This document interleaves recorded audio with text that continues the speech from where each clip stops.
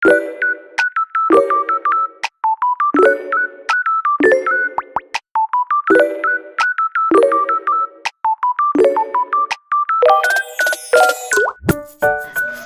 of all, cut the grass jelly into small pieces.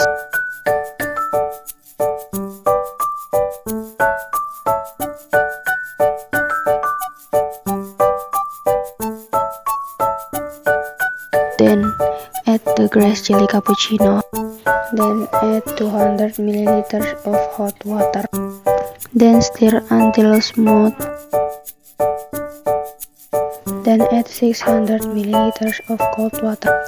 Then add ice cubes and stir until smooth.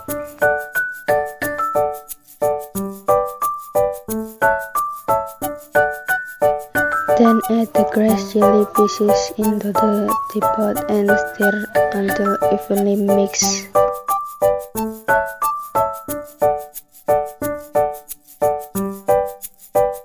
Then serve it in a glass and the iced grass jelly cappuccino is ready to be enjoyed.